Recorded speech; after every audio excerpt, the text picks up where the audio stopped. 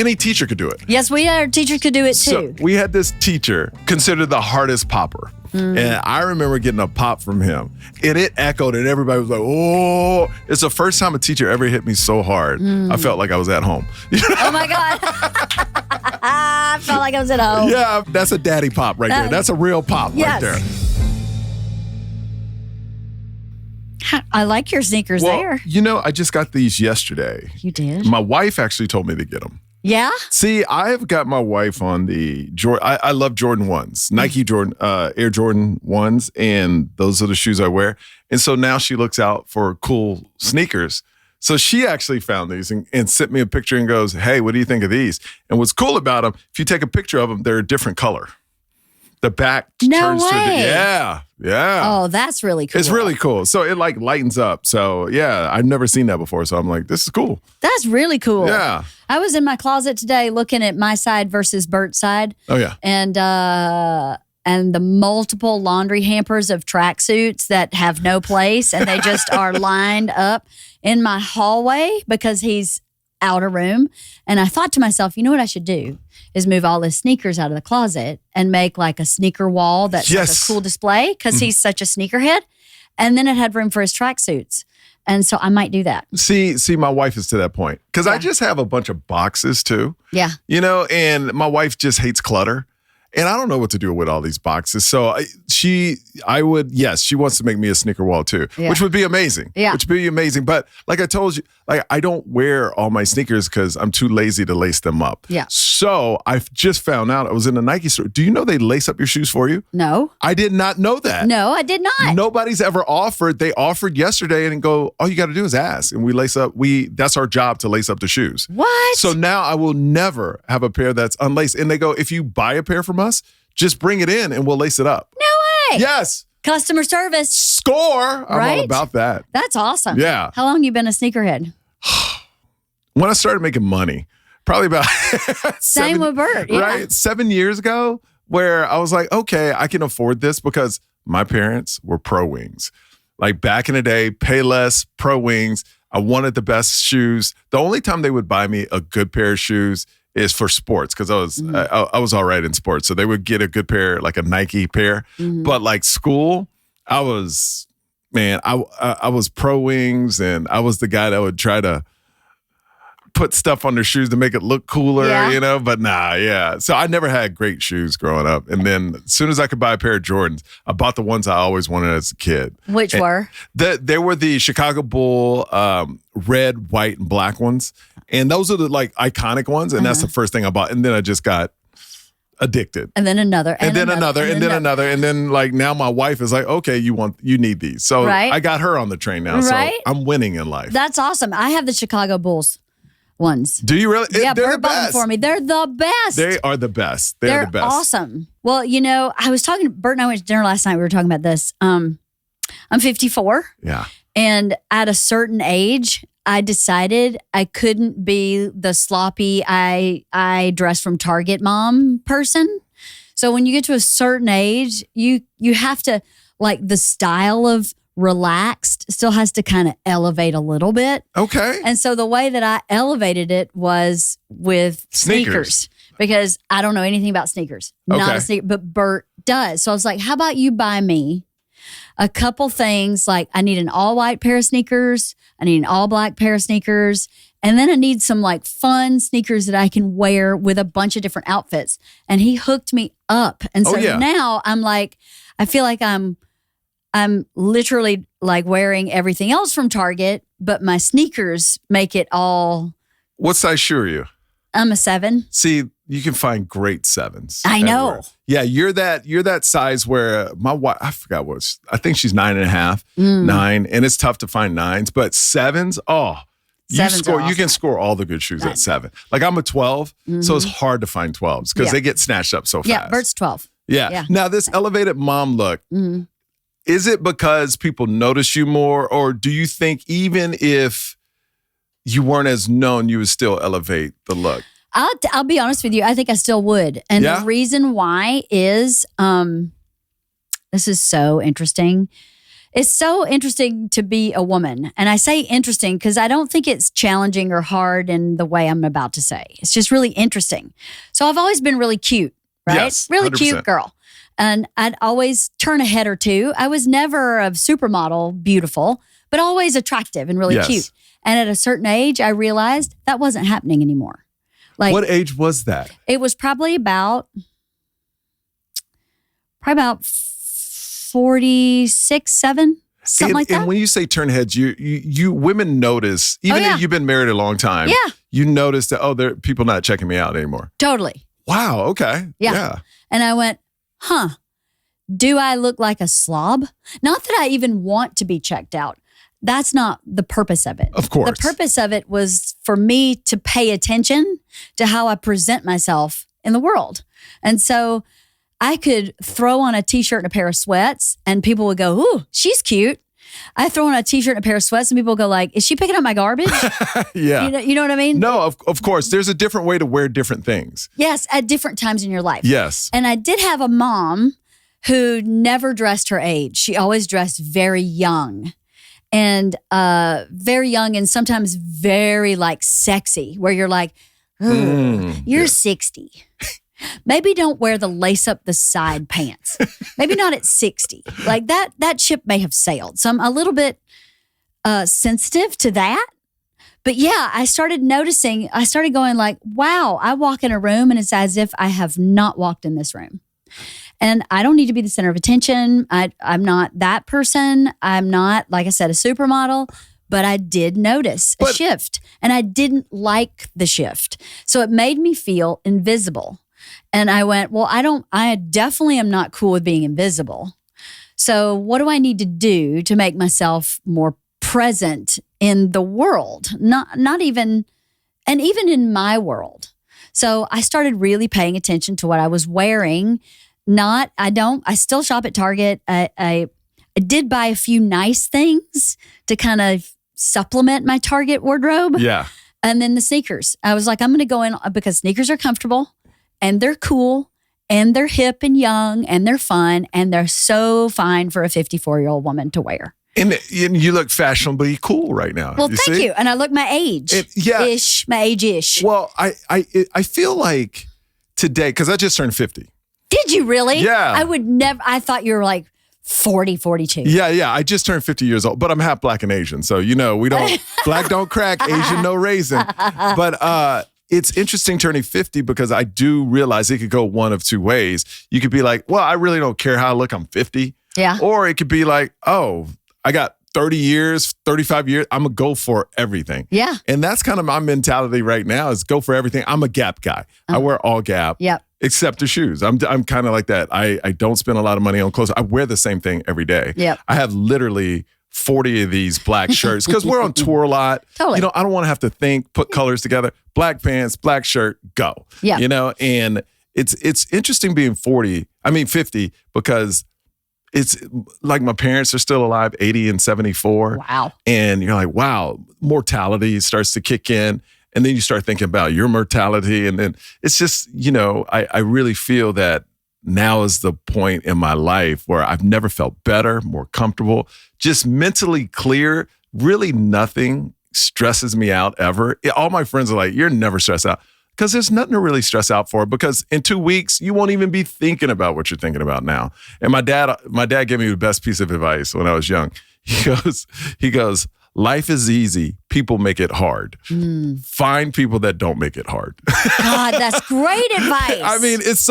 That's what he said. And it holds true. Everybody in your circle, no drama, just easy. Like I walked into your office, everybody was nice, kind. And that's what you want to surround yourself with. Good people. And I don't think you really get that in your 20s, early 30s. You just, the climb to try to get up, you kind of surround yourself by, all right, what's the opportunity? I'm not saying taking advantage of, but what's the opportunity in this? And then when you get older, like I said, 50, it's kind of like I just surround myself with good people. And it's not about opportunity. It's just about growing as a stand-up comic and growing as a father and growing as a great husband. And that's all that's important. Yeah. It really turns to, that's all important in life, and just being able to, and it's great for Bert selling out like arenas and theaters. But my thing is, success to me is hopefully one day getting to that point.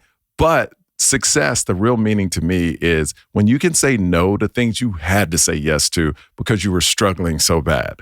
And now to be able to say no to those opportunities that come up, that's success. Can you have a conversation with Bert about that, please? I will. I would love for him to say no a little more often because I go, why are you doing that? Yeah. You don't need to do that. I mean, if it's fun and you want to do it, go for it. But if you feel like you can't say no, where's the growth? Right? But I also feel like Joe Coy started me in comedy. He's like my mentor in comedy. And he's the type of guy that says yes to everything. Because I think there's this feeling no matter how big you get in comedy as a comedian, it always can just go away overnight. That's very true. true. There's a fear of that. You know, no matter how much money you have set aside, it's like, this all could be gone tomorrow. You know? And I don't know if that's true, but the feeling never leaves you. Because I think what we do is such an exception. You have to have such an exceptional talent, but more than that, you have to be able to connect with the people that really like you. Because when you first start stand-up, you try to please everybody. And then when you find your voice, you're like, oh, these are the people that like me. I don't care about everybody else. I'm going to super serve these people that really come out to my show, that really, spend money. So that's another growth in life where you find out, and that kind of stand-up really applies to life. Is like, it's when you're young, you try to please everybody, but then that it narrows as you get older and you're like, these are the only people I need to please. Right. And if you like me, you like me. If you don't, you don't. Last year, save more money was the most popular New Year's resolution in America. Clearly, a lot of us feel like our money is slipping through our fingers, but it's not your fault. The whole world is trying to spend your money. There's streaming apps and delivery fees and tips on self-checkout machines. The list goes on. Good thing there's Acorns. Acorns hopes to grow your money into more of your money. Acorns makes it easy to start automatically saving and investing so your money has a chance to grow for you, your kids, and your retirement. You don't need to be an expert.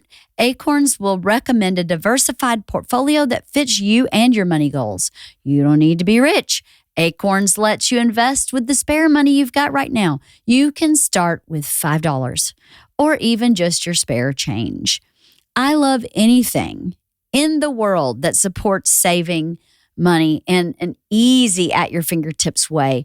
And Acorns is a great place to start really focusing on growing your money. So signing up with Acorns, you don't even realize you're saving. As you're spending money, the spare change from the money you're spending just automatically goes to Acorns. And at the end of the year, you find yourself with couple $1,000 maybe just from using acorns.com. Head to acorns.com/wife or download the Acorns app to start saving and investing for your future today. Paid non-client endorsement. Compensation provides incentive to positively promote Acorns. Tier 1 compensation provided. Investing involves risk. Acorns Advisors LLC, an SEC registered investment advisor. View important disclosures at acorns.com/wife. And if you like me, you like me. If you don't, you don't.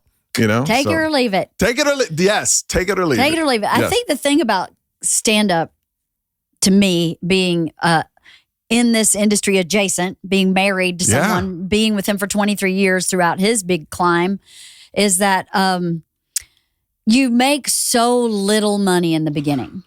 I mean, like, people don't even understand. Bert would make $500 for a weekend and have to pay for his travel, his hotel, all his food, his agent, his manager, and taxes. So of the $500, we'd end up keeping like 25% of that. Yeah. And so you just can't make a living for a long time. So I think your point is right. Once comics really start making a living, they feel like they can't say no to a paycheck. I mean, Bert used to say, eat shit, cash checks.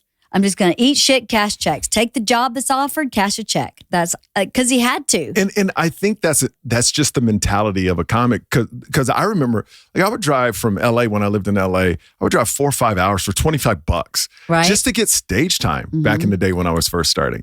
But you come up that way, so now you're like programmed that, oh, I'm making good money now, but I was doing that, but you're trained to hustle. And it's just a hustle. Like, you're always hustling. So to get to where Bert or any Tom Segura or any successful comic, you had to hustle. You had to take gigs that were awful. And now it's kind of like, okay, I'm cashing all these checks, but I still need to hustle. There's still more out there. So I get the mentality. Because I know when things weren't going as well as they are now for me, I always leaned on my wife. Oh, yeah. And those conversations are real because even though you have to put out a vibe of you're going to make it, the reality I would assume is in your head, we need more money. We need to, take care of these kids. I would imagine that goes through the mind of a wife as well, and how hard was that to deal with? Well, there's something really funny about our relationship. I don't know why. I think I'm built in a very specific way. I'm an only child. I sort of kind of raised myself in a lot of ways. And in those moments, I always thought, what do I need to do for a living that's different that can make us money? It never went to me of like, he's going to quit doing this and shift to something else. That man can't do anything else. Like there's no other option, like nothing. So I kept going. I don't have a college degree. I was a writer before we met. That's what I was doing. And I was making a living at it. But when we had kids, I had to like pause and get a day job. And I managed apartment buildings. And I was like, it's not making enough money that I can afford to pay childcare that I can grow this in any way. So what do I need to be thinking about to start shifting this around?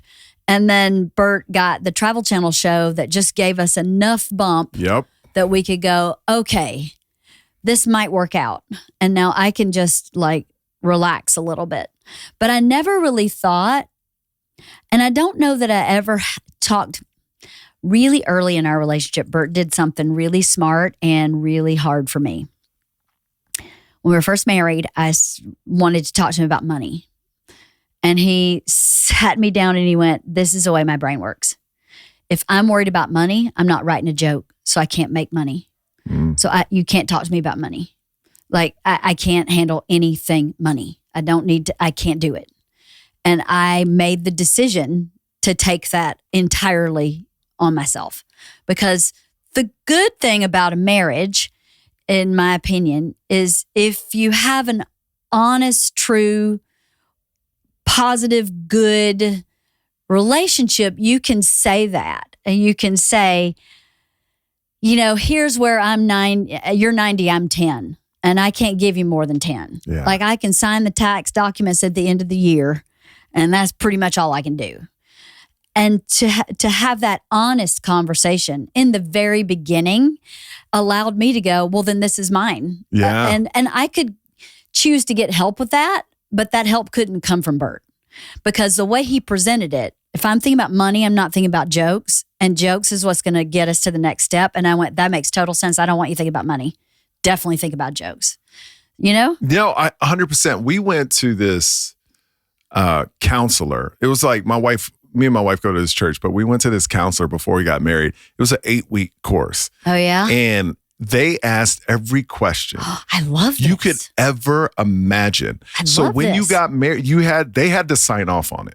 I mean, you could get married if you want, but they had to sign off that you completed this course. And they're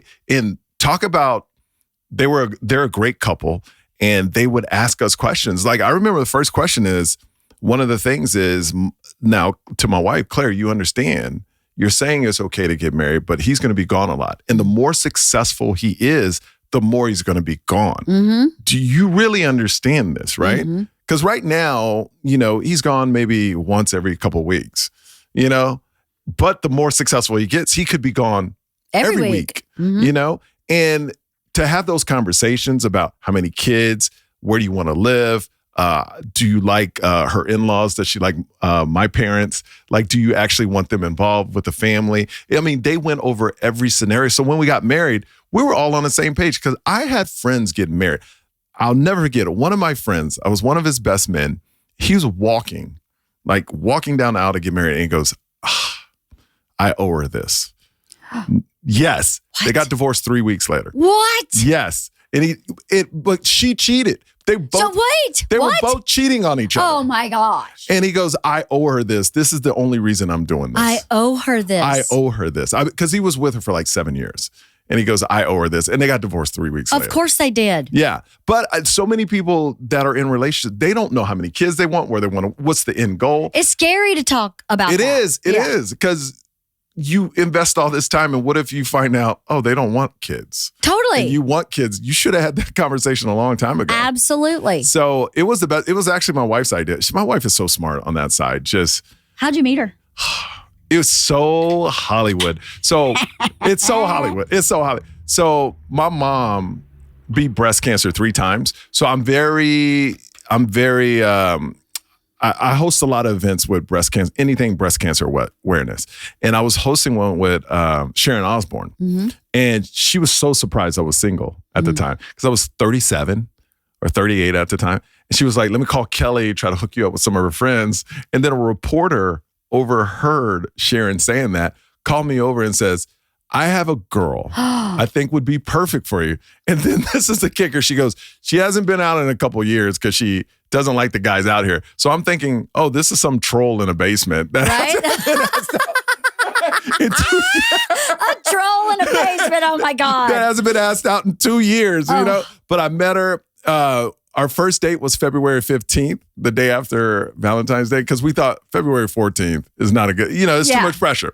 So we had it at Blue Jam Cafe, right in Hollywood.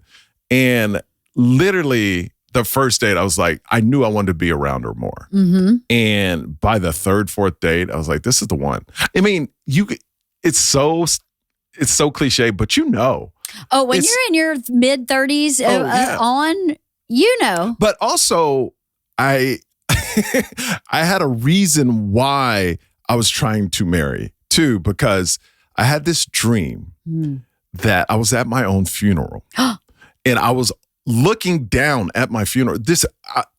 Looking at myself in a coffin, and the only people that were around me were random girls I hooked up with. Oh my gosh. And I woke up sweating. I go, if I die today, that's my legacy. Right. I don't want that. And so I changed my dating style from dating to just date to dating to be married. Mm-hmm. And that's a totally different dating pattern. Totally. Like the first date, I would ask, do you see yourself being married in 3 years?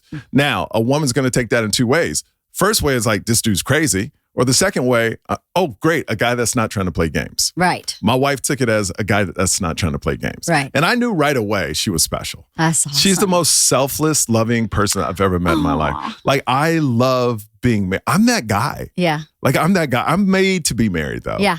I like the consistency. I like her kindness. I'm the type of person that likes to know what they're going to get when they go home. Uh-huh.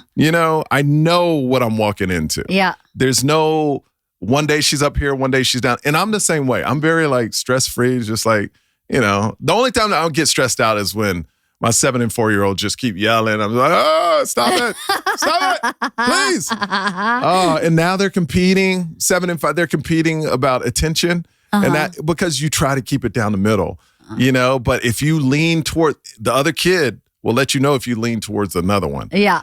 So I'm dealing with that. Yeah. But my wife is great at it. That's awesome. Yeah. I think that's so great.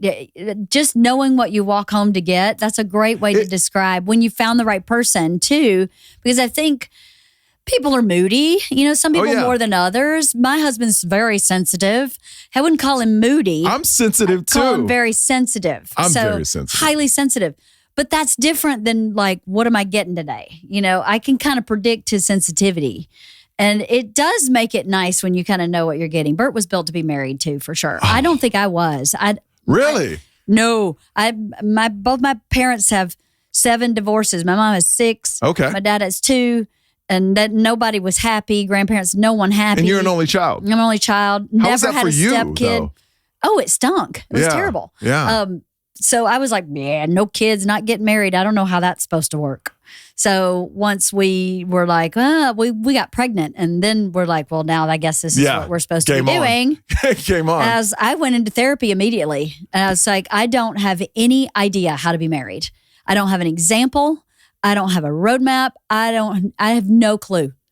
And it's not his responsibility to teach me how to be married. Yeah. Because his parents, although wonderful and still married, don't have a perfect marriage. Yeah. I don't actually want their marriage. So I can't rely on him. Yeah. So I better go get a mentor. And so that's what I did. I went to therapy. I'm still with my therapist because I don't have anyone to call that's for me. Like Bert can still call his parents and go, what about this, what about that? And whether our relationship is the same or not, they've definitely been married for 50 some years and have negotiated each other's wants and needs and moods and whatever. But I just don't have that resource. Yeah. So I think I was wise enough to go, you can't do this by yourself. I'm lucky. My parents are still married 50 something years. That's amazing. And my wife's parents are married 40 or amazing. 30 or 40. Yeah. So it's kind of like worked out perfect. And she leans on her parents. I mean, not leans, but talks to them all the time. I can talk to my dad or mom about anything, but it's interesting. Our families are very different. Like her family is Brady Bunch. Yeah. I mean, super over the top positive. Now, where's she from? She's from Gillette, Wyoming. Oh, wow. Yeah, Gillette, Wyoming. Yeah. So she is regular. So regular. I call her white. She's super white. But she's regular. Yeah. Like just in her family is like that. Regular. Her dad is the stereotypical, knows how to fix everything. Why was she here? Well, she was a producer for Dancing with the Stars. Oh, amazing. Yeah. So she wanted to live in Hollywood. She wanted to do that whole thing. Once we got married, like, her whole thing, I remember the first date, I go, what do you want to do? Yeah. Like, if you get married, she goes, I want to be the best mom kids can ever have. But me, on the other hand, what's so sad, I think today, not sad, but some women look at women being a mom, and I'm just saying in this sense, just being a mom as a bad thing. It is. You know, like, I was just a mom. Yeah, and it's looked down upon. And it's like, what? I remember growing up and my mom being home, and I still have those memories. My wife the same way. And for it to all of a sudden, this shift of, oh, you're just, I hear people go, oh, you're just a mom. It's like, well, that's a really hard job. And I appreciate that, and I see that every single day. And I just think for today, like some family values are starting to go away. Agreed. And it's sad to see, but I don't think just mom should ever be a statement someone says. Like when people always ask me, what's your wife do? I go, she's a fabulous mom. Yeah. A fabulous mom. She's incredible. That's what she does. Yeah. Because it's a hard job. It is a hard job. It's so much more complicated than people think, especially when we have two children. We have two girls. They're 2 years apart, like yours. And they're completely different personalities. And they have completely different needs, interests, wants. I mean, everything. That couldn't be more opposite. One looks exactly like Bert. The other one looks exactly like me. That's our kids. Is it really? My son looks even my skin tone. My son looks exactly like me. My daughter looks like a white chick, like straight, like my wife. They're like identical, and I'm identical to my son. Crazy, isn't it? And they're like, he's dark skinned and my daughter is like fair. How funny. It's amazing. That's funny. But it's like you said, I think, sometimes guys, and I'm going to be honest with you, I'm going to be very honest. Sometimes guys in relationships are like, how hard is that? Right. You do this, you do that. Yeah. But what I've learned it's not about the chores or things you do for them. It's more about you're molding a human being, how you want them to grow up. And that's the bigger picture you're doing all day. Because you can't lose your cool. You try not to. You can't treat your kids in a way, because now they know core memories. Like I have core memories of my family, and those core memories like are not good. Yeah. As far as like, my parents are old school. Yeah. Beat me with a belt, all that kind of stuff. Yeah. Like my dad would hit me 10 times with a belt and make me count. Like 1, 2. Right. What abuse is that? Anyway. It's just the way it was. We are not alone in that. You were not, I don't think in any way, shape, or form, you're saying you're abused. No. You're just saying it's you just got the way spanked. It was. But it was a core memory. Totally. And my mom saying different things is a core memory. I'm trying to not have my kids have those memories. Like the core memory my kids are going to have, my dad yelled at me. Okay. I can deal with that. You can deal with that. And I still and what's great about it, though, you see the evolution of us as parents, too. Before you could beat your kid, my school could beat us. Oh, mine too. I got paddled. I totally got paddled. Where'd you grow up? I grew up in Houston. Okay, I'm in Georgia. Oh, yeah. So it's very similar, I'm sure. Yeah, very similar. Yeah. So, they would give us pops in the hallway. Yeah, you have to go stand in the hallway, and right before the bell rang, the principal would come out of his office and not even ask you what you did. Yep. You put your hands on the wall and he'd Yes. pop and then keep walking to the next person. Pop, keep walking. Let me tell you, I remember just hearing the echoes in the hallway, but our principal didn't do it. It was our teacher. Any teacher could do it. Yes, our teachers could do it too. So we had this teacher named Mr. Fairchild, considered the hardest popper. And I remember getting a pop from him. And it's just amazing that parents would let the school just hit you. But and it echoed and everybody was like, oh, it's the first time a teacher ever hit me so hard. I felt like I was at home. Oh my God. I felt like I was at home. Yeah, I was like, okay, that's a daddy pop right there. That's a real pop right there. But yeah, it was just interesting. And and I'm just trying to be like, I think today what I'm learning, we're trying to be the parents we didn't have growing up. I think so. And that's why the pendulum swung so much to the other side. It always swings. And when it swings all the way and then it winds up in the middle. I think so. So I think our kids will be in the middle of us and our parents. I hope so. Yeah. You know, something I've learned since I'm a little ahead of you in reflecting on how we raised our kids. Bert and I were a little bit not on the same page with parenting some things. Like I was very routine. I was stay-at-home mom. Yep. I was very like bedtime, mealtime is the same every day. And when they were younger, especially your kids' age and all through elementary, middle school, I was like structure. Bedtime, they need it. You got to eat something healthy before you have something not healthy. Yep. You have, rules. He was not really into that, but he would kind of do it with me maybe 80% of the time. So I was like, okay, that's good. I can handle 80% because you're gone 4 days a week anyway. So when you come back, those 4 days a week, I am on task. But where we really disconnected is I really believed in talking to the kids. Like when you get in trouble, let's talk about what happened. Let me be curious about why you chose that behavior or did that activity or whatever. And he's like, no, you don't do it because I say so. And I went, but then the kid can't learn. See, we're so the same. They can't critically think, well, okay, last time I did it because of this and that didn't work out for me. And not just because because I said so. Well, I'm going to rebel against that. That was my point of view. It's like, they're just going to go, because you said so. Hey, buddy, how about you kiss my butt? Yeah. I don't care because you said so. Yeah. And now we're going to have this power struggle back and forth. But now I've since learned a little bit of because I said so was really healthy. Well, see, I'm the because I swear our marriages are the same. My wife is the kindest. So tell me what went wrong. Yeah. Oh, how could you've done that better? She's that. Yeah, she's all, too. and I'm the like, hey, settle down.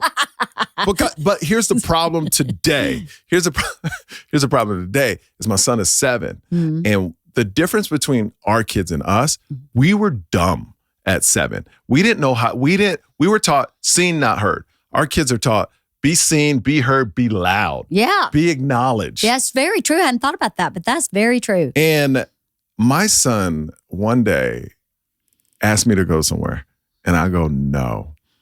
And he said, why? And I go, oh, it felt so good. I was like, because I said so. And he goes, that's not a good reason. And I go, and he's 7. I'm the kid. I'm like, what? And he goes, Dad, if you don't tell me what I did wrong, how am I supposed to correct the problem so I can go next time? I'm like, you need to drop out of school. You really like, but they know how to reason. Yes. Where we were dumb. Like I didn't even know you could say something logical back to your parents. No. It's like when they said it was because I said so, it was it. In a conversation. In a conversation. Or you get the belt. Yeah. Our kids are like, it's hard to get mad at a kid when he's giving you logic and reasoning. And you're like, oh, yeah, that makes sense. So that's my son. And he's too smart. Like this kid, they learn so much. They do. It blows me away. They're very emotionally intelligent. So emotionally intelligent. And very good at communicating what they observe and what they feel. Because they're taught that. We weren't taught that. No, heck we were no. like, hey, what's in this book is all you need to know. You don't need to know about... Because I said so. That's what the teacher said. Yes. Turn your homework in because I said so. If it's late, it's a 0. Non-negotiable. There was no our daughter's super dyslexic. So the way the system works is, no, if I'm probably in trouble for saying this, but it's impossible for her to fail a grade. And there were so many times where I go, she should fail this grade. Like she should not be passed on to the next grade because she doesn't learn like everybody else and she needs more time. So you're just going, yep. You're not even checking her homework. Like how is she supposed to like take the SAT? What, they don't check her homework? No, they would check, did you turn it in? Oh, yes. Okay. They wouldn't go like, are the answers to the questions correct? Is that because she's dyslexic? No, for everybody. Oh, for everybody. For I thought there was a special rule for dyslexic people. Checked. But I'm like, but my kid's struggling in school. My kid needs you to check her homework. Yeah. She needs you to support her in that way. And they're like, pass her through. I was like, oh, we need a little bit, just a little bit of an old school, like little bit. It's hard because the pressure on parents today. Your daughters are older, but now it's like kids, they try to make it, the teachers, it's more of the teachers, I think. They let you know where your kids are behind at, and then you feel like a failure as a parent because your kid is not where everybody else is. And you need to talk to people with parents that have older kids that are like, oh, everybody learns how to read. Don't even worry about it. Everybody's that is true. But they made us feel that way too. Isla's third grade teacher basically said to me she did not know how she was going to make it through school. Said that in a teacher conference. I do not know what to tell you. I don't know how she's going to make it through high school. Wow. And I went, but you're her third teacher. Grade? Third grade. Wow. She should be fired. Third grade. She should be fired. Her second grade teacher told me the same thing. I just don't know what to do with her. I don't know how she's going to make it through school. And she had a resource teacher who encouraged me to take her to like a special ed school. And I was like, but wait, her intellect tests gifted. Yeah. She just doesn't read like everybody else. So why in the world would I put her in a school where she's not in a similar intellect base, right? Where people are functioning. She's not autistic. She's not she's not special needs in that way. She's just simply dyslexic. And it makes their job harder. That's why. Because then it's got to, because how do you as a teacher look at a parent and go, I just don't know what to do with her? Even if, like, how do you say that to, like, no behavior problem? That doesn't even make sense. It was awful. So I think we went through that too. I felt like the environment at school was you were an A student or you were a failure. Yeah. And there was no okay to be a BC student. Yeah. You know, Isla was a BC student. I was a BC student. I was an AB student. Bert was like a CD student. Well, he Bert's went to Florida State. Dyslexic. We understand that. We understand that. He went to Florida State. Exactly. It was all he could do. I mean, come on. I mean, he went to Florida State. 7 years to graduate Florida State, too. 7 years with a degree in creative writing. So, whatever. Ready to optimize your nutrition this year? Factor has chef-made gourmet meals that make eating well easy. They're dietitian approved and ready to heat and eat in 2 minutes. So you can fuel right and feel great no matter what life throws at you. Factor arrives fresh and fully prepared, perfect for any active, busy lifestyle. Lose up to 8 pounds in 8 weeks with Factor Keto meals. Based on a randomized controlled clinical trial with Factor Keto, results will vary depending on diet and exercise. With 40 options across 8 dietary preferences on the menu each week, it's easy to pick meals tailored to your goals. Choose from preferences like Calorie Smart, Protein Plus, or Keto. Factor can help you feel your best all day long with wholesome smoothies, breakfasts, grab-and-go snacks, and more add-ons. Reach your goal this year with ingredients you can trust and convenience that can't be beat. Personally, the smoothies for me are so go-to for me because I add protein powder to them and shake them up, and now I have a protein smoothie, and they're delicious. Eat smart with Factor. Get started at factormeals.com/party50 off and use code PARTY50 off to get 50% off your first box plus free shipping. That's code PARTY50 off at factormeals.com/party50 off to get 50% off plus free shipping on your first box. So I watched your stand-up special last night. I loved it. It comes out the January 28th. Yes. January 28th. On YouTube? On YouTube. You know what's interesting is I put up my last one, and I went through this point where I didn't want to hear no's anymore. Uh-huh. in the industry. We know that we get a lot of no's in the industry. And I shot this special, my last special, I never thought. And that was about my COVID. I almost died from COVID and things like that. And the first 12 minutes is about that. And then the other part is about my family, like my normal stand-up. Mm-hmm. And my agent was like, you want to shop it around? And I was like, no, because I don't want to hear any no's. I'd rather the people just decide if they like it or not. Mm-hmm. And Joe Coy was the one that called me and go, can't wait for opportunity to make it. And it took a lot of my money. Like, I'm not rich or anything. So it took a lot of my money and I put it into it. And I got to say, that last special on YouTube changed my life. Amazing. You know, it sent me to another level in ticket sales. That's amazing. And now I'm like, my thing is, if I'm not on Netflix, then for me, I just do it myself, because eventually I will get that call from Netflix, and I'm very confident of that. But right now, I rather just own everything, because the idea is like, you own everything. When you get that call from Netflix, they'll be like, we want all your catalog. You're right. And now you're scoring really big on that side. So I feel that the way my comedy is moving, me talking about family, I love the Nate Bargatze's, I love the Jim Gaffigan's.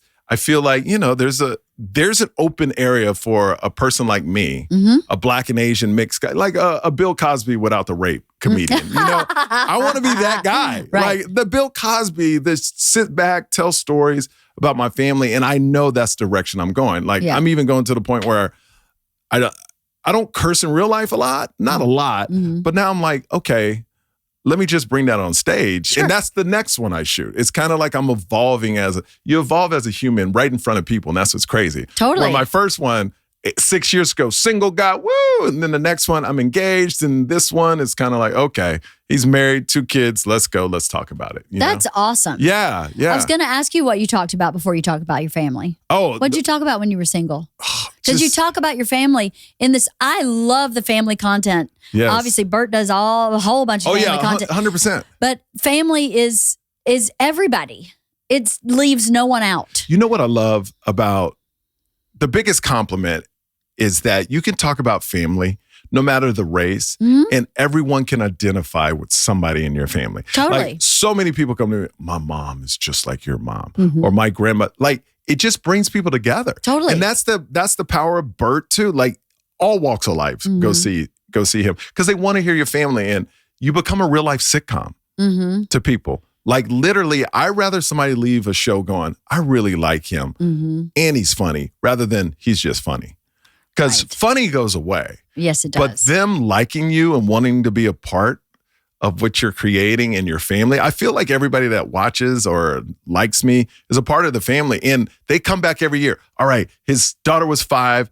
His son is 7. This year, she's 6 and he's 8. And they've been married for 9 years. Okay, what's happening in their life? So it's a yearly check-in or every 2-year check-in. What's your life? And I feel like that's the direction I want to go. But that's also the people that are taking off right now.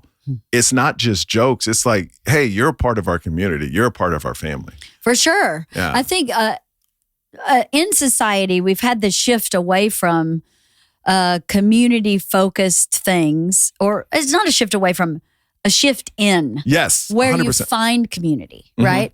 Comedy has stepped into that role a little bit, whereas in the past it might have been a church community or an organization like Girl Scouts or Boy Scouts or even the VFW. Yes. Something like that was really where people found community. And I think those faded a bit just societally, and something like comedy, YouTube Spaces, Facebook, those community oriented. I don't think Instagram's very community oriented. No. But Facebook is, 100%. All these crazy fires that are going on.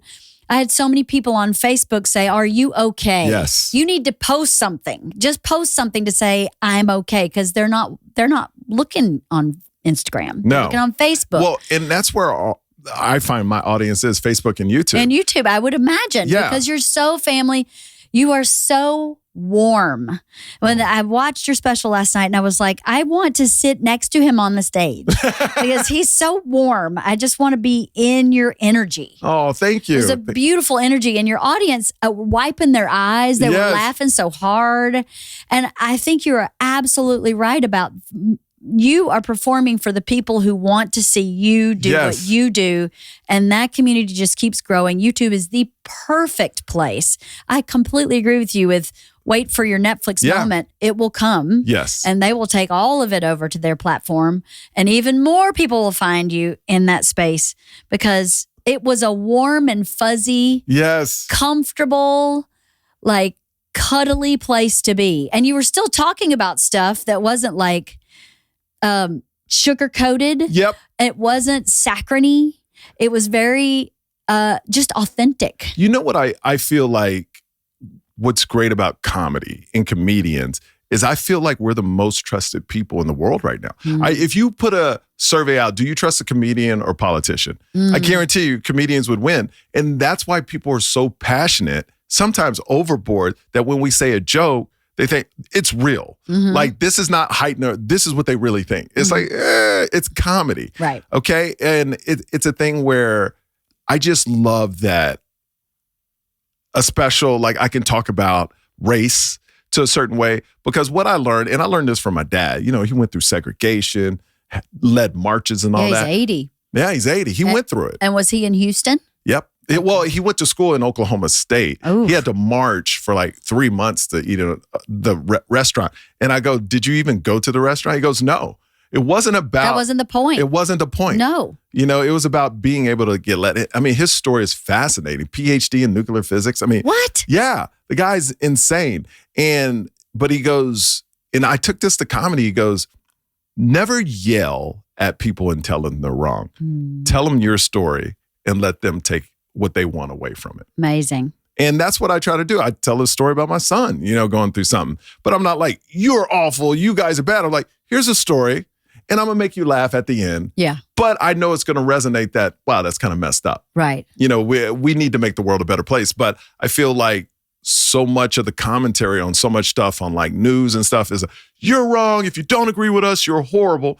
No, I'm not saying all that. I'm just saying, here's what happened. Take what you want from it. Draw your own conclusions. And let's live in a better place. Totally. You know? Yeah. How did your parents meet? Oh my God, my dad was stationed in Korea. No. Yes, stationed in Korea. They met through a mutual friend. One of my dad's friends was dating one of my mom's friends. They met and literally fell in love. And he wrote letters back and forth for 2 years. No. Yeah, back and forth. Yeah, and then he moves her down. They get married right away. They had me a year later. And then my dad told me like 5-6 years later, he found out she didn't even know how to write. She had somebody else writing the letter. Oh my God. So he's like, I've been getting all these fake letters.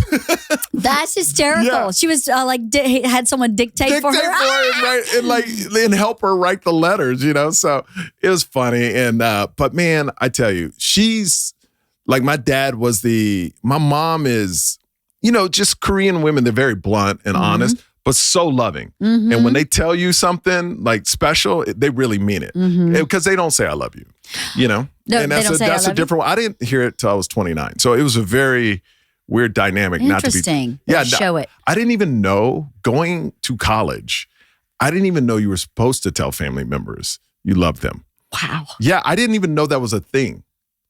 So that just must be part of the Korean culture. Korean culture, and I guess kind of rubbed off on my dad because he was just like, he never said it. And then at 29, I tried to force I tried to force her to tell me she loved me. She hung up the phone. Like I said, Mom, I love you. She goes, okay. And okay. And then hangs up the phone. But now we say it a lot. But I know they're just saying it because of me. I want it. But they could care less about the word I love you because their thing is all about action. Sure. You can say it all you want. Yeah. And they think it's a throwaway word today. People just say, I love you. Yeah. But I'm telling you, as a kid that never heard it, it's great to hear. Yeah, from time to time. For all the time. On your birthday. Yes. Maybe. Anytime. Something. Yeah, totally. It's a great thing to hear. I tell, like I said, the pendulum swings. I say it too much to my kids. Right. I know I do, but I didn't get it. So I want, you know, what's so interesting about having a 7 and 5-year-old, the biggest fear I had is when they were young, that especially after this COVID incident, almost dying, I was like, man, my kids will never really know how much I love them because they don't understand it. But now they understand it. And like, that's so fulfilling as a parent because now they know. no matter what happens to me in the future, they know I love them so much. And that just, that's amazing. Were you an early COVID victim? Why? I was one of the first people at St. Joseph's. Were you really? Yeah, and they didn't know how to treat it. Yeah. And I was in there for like 9 days and I was a test subject. Literally, they gave me everything. It's crazy. Yeah, I was the one that a lot of comments, I was on Rogan about it. And it was the first time people were like, oh, this is serious. Because in the comedy community, we were all cracking jokes about it. Yeah, totally. And then I was the first one where people were like, oh, this is real. Wait.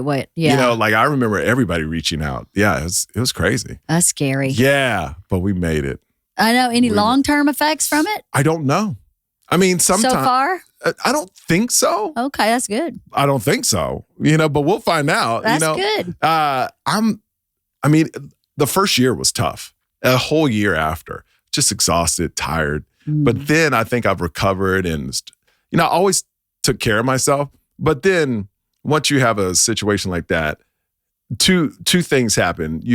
You're like, okay, I'm going to enjoy every day and I'm going to take better care of myself even more. But the struggle is to keep remembering where you were. Because you know, life, you forget. You know, you move on. Yeah. And then, so every like couple months, if I'm feeling down, I got to remember, oh, I might have not been here. Right. You know what I mean? So you gotta, because we lose focus of that. You'll forget about that. Totally. You know, that life-changing moment after a year is not life-changing. You're just back to normal life. Yeah. So I think it's important to try to remind myself all the time. Totally. Like, oh, when I like every kid's birthday, you know, on their birthday, I was like, wow, I get to experience this. Right. Because I almost didn't. That's amazing. And that's amazing feeling, right? Yeah. Anything my kids accomplish, I get to see this. And it brings more joy. And I always bring it back to, you know, just humbleness and down to earth and just, this is what I'm here to do. And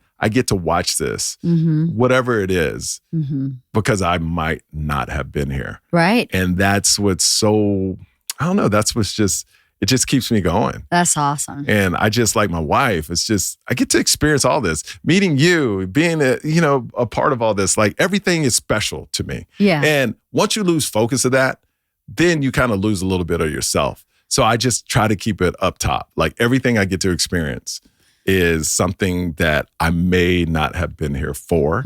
So it just makes it all more special. So much. That's so great. Yeah. Were you like that before COVID? Have you always been like that? I've always been a positive person. Yeah, seems like you would be. I was very jealous person. Really? Yeah. Like jealous of other people's like careers or jealous of... Well, why isn't it happening to me?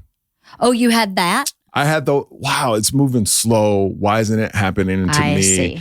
You know, and then, but not, I wasn't That's super common.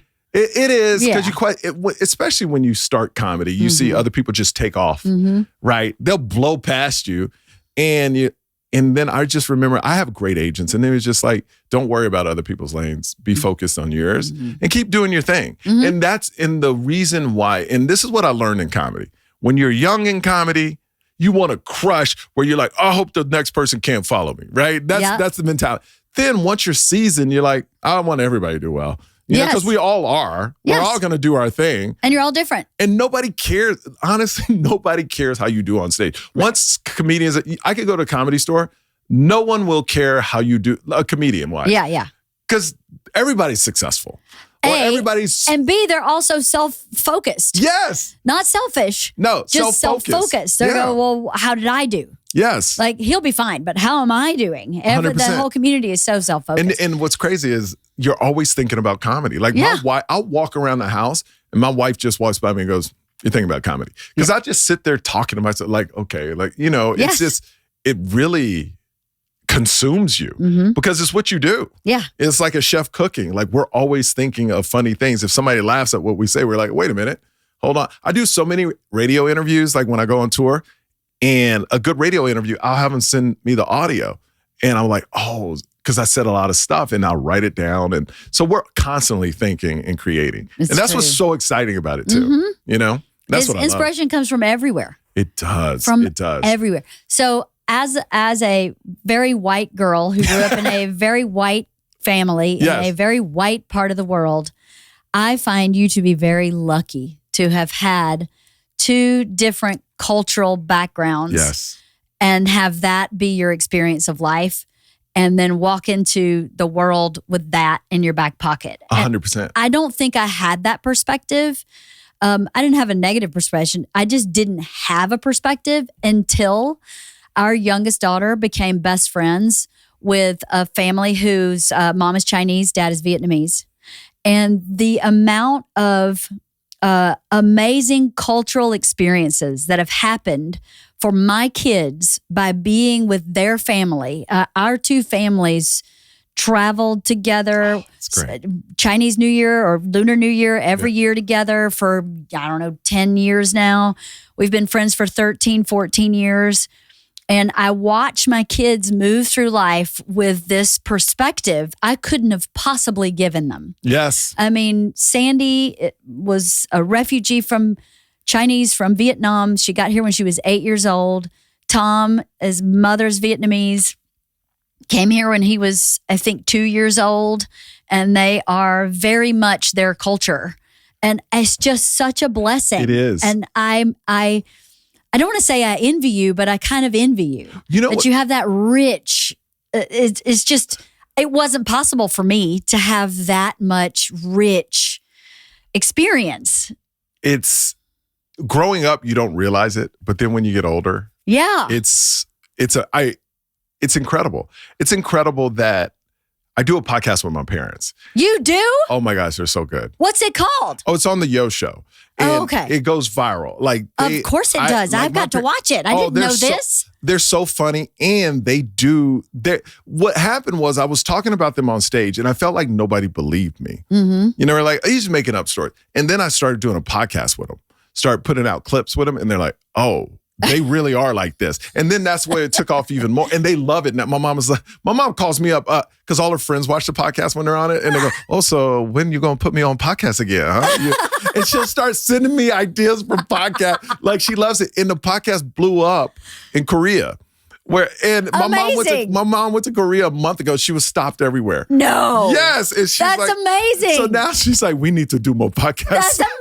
I love it. I can't wait to watch this. No, they're so good. So I put out clips with them, and it's pretty amazing. But I forgot your question. I had no question. It was a comment. Oh, no. So what's so rich is what I'm noticing is, and this is dealing with my wife, like, unless it's, how am I going to say this? Unless it's something you had to deal with, you're really not concerned with it, right? Yes, that's true. So what's opened my eyes to my wife was, like, she's never had, a person like me in her life. She has mixed kids now. So now she's socially aware of a lot more. Very true. I'll give you an example. Is one day, me and my wife were driving from Los Angeles to Vegas, and I got pulled over by a cop, and I was speeding 100%. So I get pulled over, and hands on wheel. Like, first thing from me, my dad taught me, hey, as soon as you get pulled over, take out your wallet, put it on the dash, hands on wheel. So then you're never reaching for anything. Right. All right, cool. So I did that. My wife's looking at me. Cop comes over, talks to me, and super polite. I go, I was speeding. Cool. Turn up the window. Cops walks away, gives me a ticket. As he's walking away, my wife puts down her window and goes, hey, come back here. I'm like, right? She goes, how do you know we were speeding? And he goes, well, we have planes that call down to us to tell us who's speeding. They radar you from planes.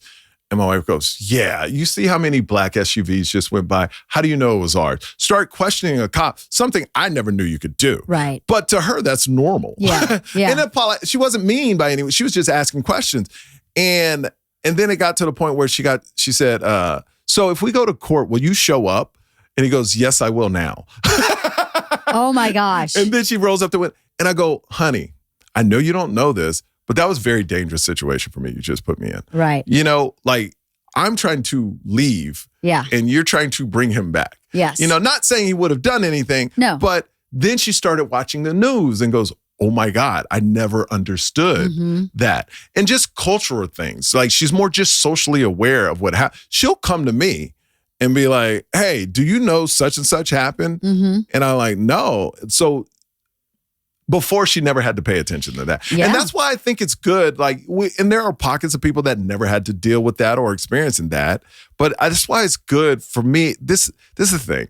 I just think other races and other ethnicities and cultures are good to mix with other people so you know what other people go through. So then you'll have empathy. And then you're just not, that's their problem, not ours. You know, Completely, yes. It's kind of like the fires. You have some people that look, well, whatever, who cares if they're rich? Mm-hmm. And it's like, no, how about the 99% that aren't rich, that have been living there for 40 years, that their kids grew up in that house, that they got in the neighborhood built around them that can never go back to that area. That's right. How about that? Mm-hmm. You're thinking about the celebrity, and granted, the news pushes that narrative, but you got to think about people. And even if they are rich, so what? They have families and kids too. Why would you ever want anyone to lose everything they have? Anyone. In any capacity. They may be able to rebuild easier. Yeah. But why would you ever wish someone to lose everything they have? And that's what I'm saying. No. At the beginning of we've lost some of the family aspects, and it's gone to talking heads that yell really loud and people following them. Mm-hmm. You know, so what comedy does, and what I hope my comedy does, is go, hey guys, for an hour, come to my show, get away from that, and let's just come together. Yeah. As a community. Yes. Like, this is how it's supposed to be. Yes. You know what I mean? And let's push this narrative, and then this will get you away from all the outside noise, and just know what goes on in my life, no matter what color my parents are, no matter what color my kids are, is going on in your life, and we can all relate to it. Totally, 100%. You know? And I did feel like we were, I grew up in rural Georgia, and when we had like potlucks. Yeah. The men would sit on the porch and the women would sit in the living room. Yeah. And I was like, I'm not interested in the living room. They're just complaining. The men on the porch are telling stories. Yes. I'm going to sit and listen to the stories. Yep. And I felt like watching your podcast, I felt like one of those moments when, one would tell something, someone would tell something else, and it was all relative to each other, and it was all sort of similar but a little different because it was what was really happening in their lives. And I did feel like that, like I was in the audience. You weren't telling people how to think, you were sharing experiences. It was a sharing. It was so good. I enjoyed it very, very much. Thank you so much. It was warm and fuzzy and awesome and fun and obviously funny. But I think that's also, like you said, with everything going on in the outside world, we need that. Yes, we do. And that's what comedy's bringing right Yes. now. And if you look, comedy to me is always ahead of the curve. Look at the comedians that are taking off right now. The storyteller ones. Mm-hmm. It's about family. Mm-hmm. From Nate, from Jim, from Bert to I mean, like those are the comedians that are selling out arenas right now. That's right. Joe Coy, I mean, he talks about family, Yeah. And because people want to hear that. Yeah, they do. And like I said, the best thing I ever learned in comedy is just my takeaway. And I tell all comedians, people outgrow jokes, but they don't outgrow you. Mm-hmm. And that's the biggest takeaway I took. And once I finally found my voice and that hit me, it's like, okay, this is going to work. Mm-hmm. I've seen this movie. I'm so positive that I've seen how this is going to play out. Right. I'm just now have to walk through the steps, but I know where it's going to end. Totally. And I'm so excited about it. You And that's should what be. keeps me going every single day. You should be really excited. Yeah, I'm so excited. Yes, you should be. Yeah. Well, YouTube. January 28th. Snack Daddy. Snack Daddy. Yes. And are all of your specials on your YouTube channel? Well, my last one, I never thought is on YouTube. So you can watch that one as well. The other one, it was my first big break. So I know nobody saw it. So it's been 7 years. So I'm going to reshoot that one and re-release it. Oh, amazing. Yeah, because I want to own everything now. Yeah, totally. Yeah, so I'm just, like I said, and this is an honor being on this show. Oh, well. Because I'm so, but I'm so excited. And when I say honor, I know like what it takes watching my wife, which y'all have to deal with. Mm-hmm. Y'all are a lot. We are a lot. And to be honest with you, you're the backbone. Like my wife is the backbone of everything. Uh-huh. She's the heart. She's the beating heart of everything. And I know that's because I hear Bert talk about you. Mm-hmm. You're the same way. And it takes a lot. Mm-hmm. It takes a lot. That's why I was like, oh my God, I'm so excited. Like I remember telling my people, if I do one podcast, I want it to be yours. No way. Yes, because I feel like I could learn so much from you. And this is a platform this is going to sound bad, but I'm not a bro. You know what I mean? I'm not a bro at all. So I would rather talk. talk to people like you because I can talk stories, I can talk family, I can talk, and I don't have to a degree, like talk about stuff I don't want to talk about. Well, here's what I'll say about my listeners, my people who watch and listen. Yeah. They are good people. Yes. I don't get a lot of BS comments. I get a lot of way to go. That was awesome. I love that guy. Great conversation. And they'll say that about this episode too. I have such a great community of people. That's great. I'm so happy that that's how I've surrounded myself. Yeah. The negative people just don't show up for me in this platform. Because you're not giving it. I don't want it. I'm not interested in it. And they say your vibe is your tribe. I think that's a saying. They said that your vibe is your tribe. Yeah. I love that. Whatever vibe you put out, it's your tribe. I think we have a similar vibe. We do. So if anybody watching or listening to this hasn't discovered you already, it's kind of a perfect fit. It is. I think so. Because when they asked me about having you, to be honest with you, wasn't familiar with your 100%. comedy. And so when I watched, I was like, oh, this is totally my audience's audience, right? Yeah. It's the same. So if you haven't discovered Michael yet, here's your opportunity. And when you come to Vegas, I know y'all come to Vegas a lot, you got to jump on my podcast. Please. I would love to have you. Do you live in Vegas? I live in Vegas. Love Vegas. Do you really? It is the best place I've ever lived in my life. Talk about community. Yeah. There is no community like a Vegas community. It is so... Small town in a big city? It is. But is it? Here's what's interesting. It's like we used to live in Studio City, not a lot of parks for kids. Mm-hmm. Everything's new in Vegas. So every neighborhood has a park. You can't throw a rock far enough. You'll hit a park. It's just so family oriented. And I only live 20 minutes outside the Strip. Amazing. But our backyard is mountains. It's like you would think you're in Denver. And I love Vegas. I love the community. I just, like I said, when it's scary that everything's just so perfect right now. Uh-huh. And I just want to keep it going, and I just want to spread love and joy. And that's why I'm here. I love it. Yeah. Well, thank you for coming. Thank you. And good luck with the special. I know it's going to be amazing. Yes. And we will definitely hook up next time we're in Vegas. Yes, you got to come on the podcast. We're coming in March. So I'll be there. I'll let you know. All right. Thank you, Michael. Thank you.